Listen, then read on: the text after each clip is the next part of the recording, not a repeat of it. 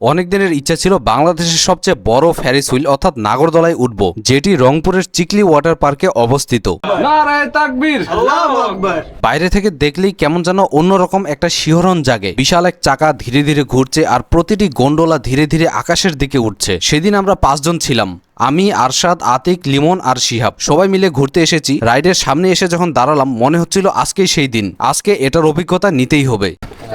এটাতে আরশাদ এবার ভয় পাইছে, এই জন্য আরশাদ টিকিটটা কাটলো না, ঠিক আছে? তো আরশাদকে নিয়ে যাব। আর শিহাব তো আগে আমি খুব ভয় পাইছি, আমি এগুলোতে নাই। কেন ভাইয়া? তুমি এক্সাইটেড ভাইয়া? দেখা যাক কি হয় ইনশাআল্লাহ। কি বলো, খুবই তোমার excited দক্ষিণ আমি। এশিয়ার মধ্যে সবথেকে বড় খুবই চুক্তি? এক্সাইটেড। আমি সবসময় এক্সাইটেড। আমি খুব ভয় পাচ্ছি মামা, আমার অবস্থা খুব খারাপ, কি হবে জানি না উপরে যেয়ে। কিন্তু শিহাবের মন গলল না, সে একেবারেই উঠবে না। প্রতিজনের টিকিটের মূল্য ছিল 100 টাকা করে। আমি কৌতূহলী হয়ে জিজ্ঞাসা করলাম এই 100 টাকায় কয়বার ঘুরবে আর কতক্ষণ লাগবে। তারা জানালো একবার ঘুরবে, যেটা সময় লাগবে প্রায় 7 থেকে 8 মিনিটের মতো। শুনে মনে হলো ভালোই তো, পর্যাপ্ত সময় মিলবে উপরের দৃশ্য উপভোগ করার জন্য। টিকিট কেটে আমরা 4 জন ভিতরে গিয়ে বসলাম। ধীরে ধীরে চাকা ঘুরতে শুরু করলো। মাটির সাথে সংযোগ যত কমতে থাকলো, ভিতরের উত্তেজনা আর কৌতূহল তত বাড়তে থাকলো। আরে বাবা সমস্যা নাই, উঠে গেছি, এখন বাইরে কাহিনী করেন আপনি, টাকাটা খরচ করার শেষ। চলতে শুরু করছে ভাই। আরে এটা খুলে না ভাই, খুলবে না। পিছনে ফাঁকা আছে বাতাস।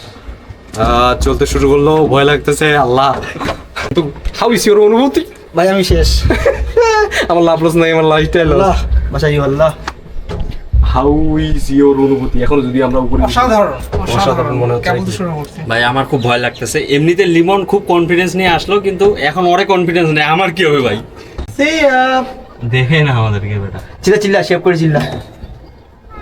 প্রথমে মনে হচ্ছিল উপরে গেলে গরম লাগবে, কারণ রোদটা তখন বেশ ছিল। কিন্তু ভিতরে বসার পর বুঝলাম গরম তেমন নেই, তবে হালকা ঠান্ডা আর বাতাস লাগছে মুখে। ধীরে ধীরে উপরে উঠতে উঠতে চারপাশ কেমন যেন বদলে যেতে লাগলো। একসময় উপরে সেই উচ্চতায় পৌঁছালাম, যেখানে পুরো রংপুর শহর যেন চোখের সামনে। বাড়ি, রাস্তা, সবুজ গাছপালা, দূরে চিকলি লেক, সবকিছুই ছোট্ট একটা খেলার মতো দেখাচ্ছিল। হালকা বাতাসের সঙ্গে ছিল এক অদ্ভুত নীরবতা, যেন শহরের সমস্ত শব্দ অনেক নিচে পড়ে আছে। মনে হচ্ছিল আমরা যেন অন্য এক জগতে আছি। তবুও ভয়ের একটা অনুভূতি ছিল। চরকিটা হালকা দুলে উঠলে মনে হচ্ছিল আহা, এটা যদি থেমে যায়। কিন্তু সেই ভয়ের মধ্যেও রোমাঞ্চ ছিল। বন্ধুরা একে অপরকে মজা করে ভয় দেখাচ্ছিল, হাসাহাসি করতেছিল। আমরা ছবিও তুলছিলাম, ভিডিও করছিলাম, যেন প্রতিটি মুহূর্ত স্মৃতিতে বন্দি করে রাখতে চেয়েছিলাম। বন্ধু, এখন তোমার অনুভূতি কেমন? অনুভূতি ভাবছিলাম হয়তো খারাপ হবে, কিন্তু ভালো আছে, মানে ভয়টা লাগতেছে না সেরকম? না আসলে মানে ভালো লাগতেছে এখন। প্রায় 3 থেকে 4 মিনিটের মধ্যে রাইড শেষ হয়ে গেল।